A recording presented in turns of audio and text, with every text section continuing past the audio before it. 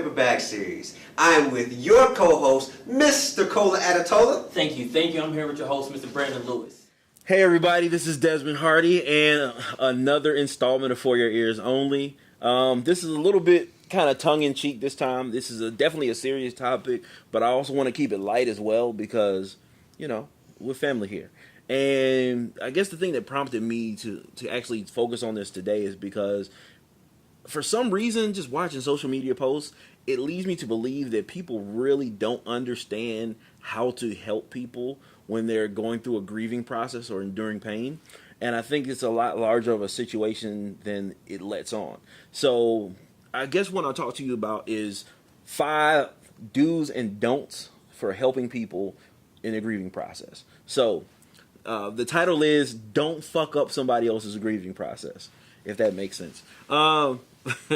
So I guess I want to start with a little bit of lightheartedness and humor, but rule number 1 in terms of don'ts is don't comment about somebody else's pain by saying sorry for your loss. I mean, I think it should be like standard. I thought after like 3rd grade, people should know the difference between loss, LOSS versus LOST, lost, like the show or anything like that. But for some reason, I usually see sorry for your loss at least once a week. And I'm sorry. And it might seem petty, but don't fuck up somebody's grieving process with bad fucking grammar. I mean, just don't do it. It's just don't do it. Just don't do it. Just don't do it. Yeah, that's the first don't. Just don't fuck it up with bad grammar. Rule number 2, or don't number 2, is I would say don't dismiss somebody's pain with bullshit theology. And I'm going to be really serious about this one here because oftentimes I'll see somebody go through pain where they may have lost a mother, grandmother, relative, friend, you name it. And the next thing I see is somebody commenting something like, well, it's all right now. Your grandmother earned her wings.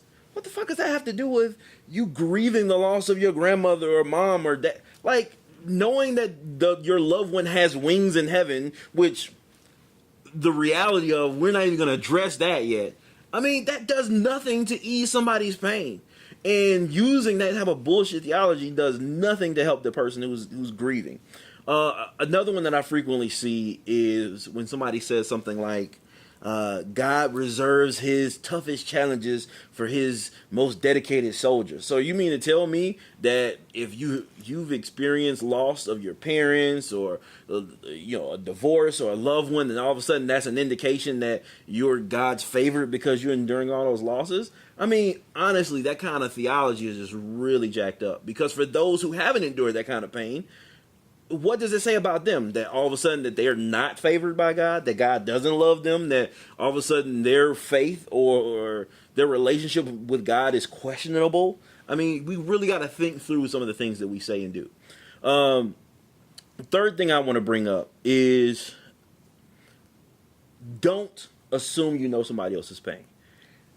If you lost your mom at a young age and you have a friend who lost her mom at a young age, the worst thing you could possibly say at times are, I know exactly what you're going through. I understand why people might say that, but honestly, even though pain is universal, pain is also very specific. And if we've endured the same thing or a similar thing, it may affect you in a totally different way than it affects the next person. So the last thing you want to say is, I know exactly what you're going through. Because the honest answer is we don't, even if we've known somebody for decades. But what you can say, on the other hand, is, I can't imagine what you must be going through, but I am supporting you and I'm going to be here for you for whatever you need. And that also brings me to my next don't, which is please don't ever say, well, if there's anything that I can do. I mean, we've all heard that since we've been like little kids and everything, but everybody knows when everybody says, if there's anything that you can do, that is really bullshit. Because if there's something that you can do, if you can do it, you do it rather than saying it. Like if I see my friend who's getting his ass beat outside of the grocery store, I wouldn't look at him while he's getting stomped and say, hey, bro, if there's anything I can do. No, if that's my boy, I'm going to jump in and help him. Or if I can't help him, I'm at least call the cops and run, something. I'm just not going to be like, hey, bro, I know you're getting jumped right now, but if there's anything I can do. It's the same way when somebody's going through pain. If there's something that you see that there's an opportunity for you to help them, whether it may be taking them out to get them out of the house once a week, it might be bringing them a meal, it might be just making a phone call once a day just to make sure that their emotional and mental state is on a steady basis. That's something you can do, and that's something you don't have to ask them that you can do.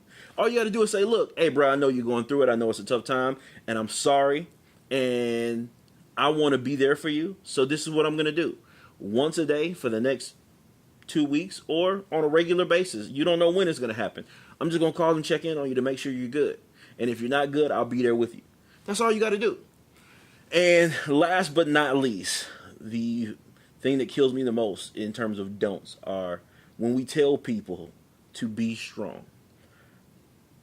I have a particular antipathy toward the notion to be strong, because if there's any time to grieve and mourn loss, is immediately when you've lost somebody that you love.